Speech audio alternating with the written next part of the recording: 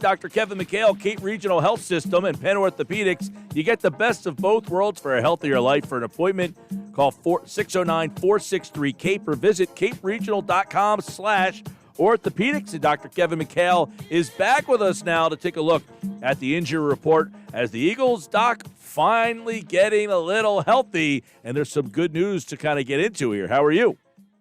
I'm doing all right. Nice to see the Eagles pull out the win. A little closer than we'd like, but we got the win, so that's good. Yep, and I guess for the most part, I mean, there was some more injuries. We'll get into one of them here with Desean Jackson, and it looks like he's going to be out a while. But let's start with some good news. Jalen Reagor, reports are that he will play. That has just come out.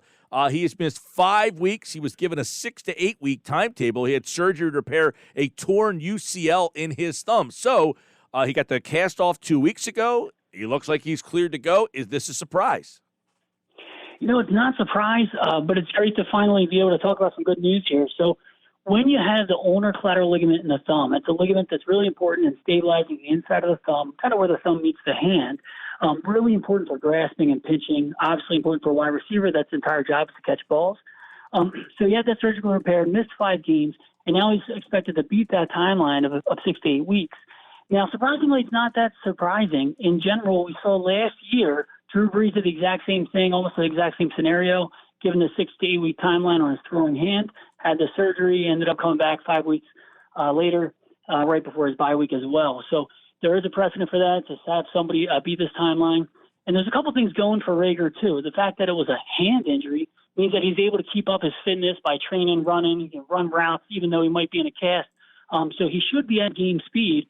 Now, the only question is going to be if that thumb's hurting him at all. Hopefully we don't see him drop balls because of some pain. Sounds like all the reports that the thumb's feeling really good. So hopefully the Eagles finally get a good playmaker back on the field, and we see him play well this weekend. Yeah, it's interesting. Like, so with the thumb, and you say about catching the ball, everything, is this like a high level of re-injury, or once you're back, like this isn't something he should worry about? So once this thing heals well after the surgery, it should be nice and strong, and it really shouldn't hold him back all that much. That being said, early on in this time frame is when it's most likely to be re-injured.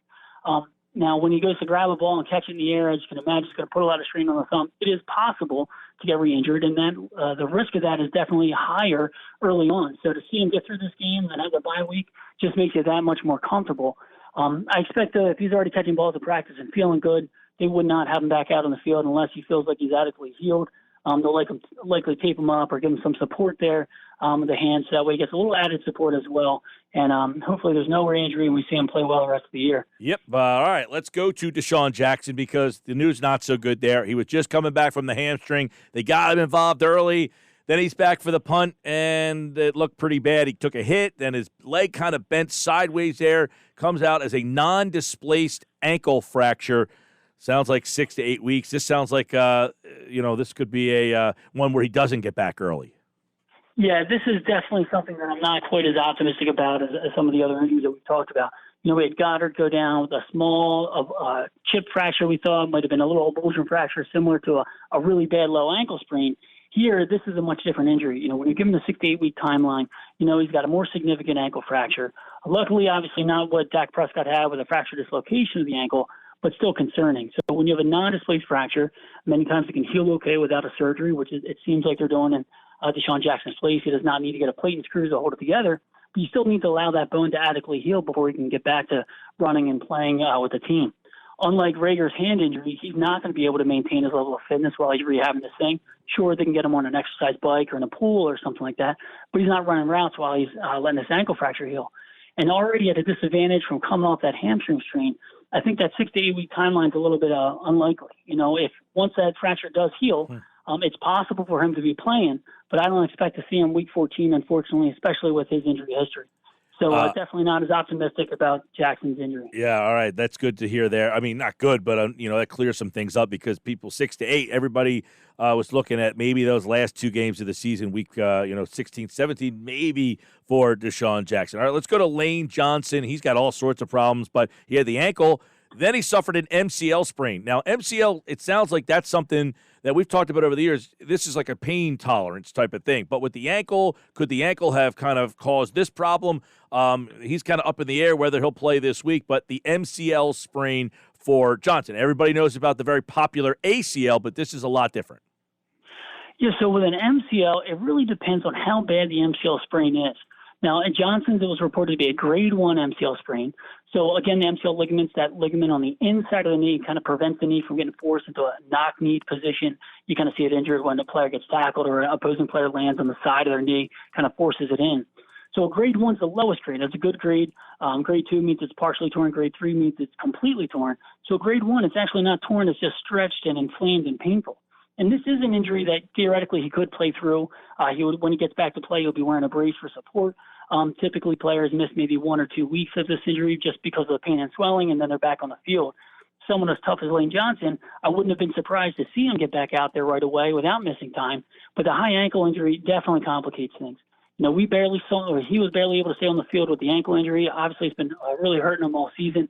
I think hopefully for his own sake, we don't see him on the field this Sunday. Not saying that I don't want him on the field, but just allow both the ankle and the knee a chance to heal with the added bye week coming up. It seems like that would be the best case scenario for him to heal. But obviously, it's a tough divisional game coming up, and if he's good to go, we're going to see him on the field. All right, one guy who we won't see is Hassan Ridgway, and he had been playing pretty well, but suffered a torn bicep in the win over the Giants, which means his season is over. But what is the recovery and kind of the most painful part about this injury? Yeah, so when you rupture your biceps tendon, everyone knows your biceps plays a really important role in flexing your elbow.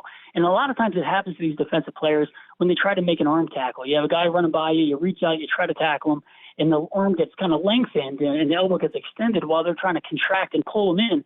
And as a result, there's just so much force that goes across the biceps that the biceps tendon literally rips off the bone. As you can imagine, it hurts a whole lot. You feel a big pop. It's swollen. It's painful right away. And when it's ripped off the bone like that, it has to get repaired for them to restore their strength to get back out to play. We already saw Andre Dillard drop from this injury earlier this year, and he's out for the season. And it is a season-ending injury. You know, he'll get it fixed. It's going to take several weeks for him just to regain all his range of motion, and then once there's adequate healing of that tendon back to the bone, he'll be able to start strengthening. It shouldn't affect him long-term. Once he gets back to play next year, it should be fine, but it's not something that we'd expect to see him this year. All right, there's a look at some injuries there. The injuries are starting to subside a little bit. Now, a lot of these are, we had 6 to 8 weeks, 4 to 6 weeks. You got a lot of ankle problems, but good news finally coming around for this Eagles team. They're starting to get healthy in the second half of the year. And, of course, when injuries occur, Dr. Kevin McHale breaks them all down with us from Cape Regional Health System and Penn Orthopedics. You get the best of both worlds for a healthier life. For an appointment, call 609-463-CAPE or visit caperegional.com/orthopedics. Now, as much as, the injuries have been a big problem for them, it does give us a lot to talk about here. This team, have you ever seen, you've worked with NFL teams, you've ever seen a team suffer so many injuries? We were talking about this earlier today with some of my staff. This has been ridiculous, the way the team has been dropping. Every high-level player on the team, it seems like every important position player has been dropping like flies. It has been an incredibly difficult year for them. And, we contend that Carson Wentz is injury-prone, and he's been getting crushed every game, and somehow he's the only one coming out unscathed, which is good. So knock on wood that stays that way. But if the Eagles can keep pulling off a couple of wins, hopefully they get healthier by the end of the season and maybe have a chance to make a run for it at the end. We'll see. All right, Dr. Kevin McHale, as always, we appreciate the time.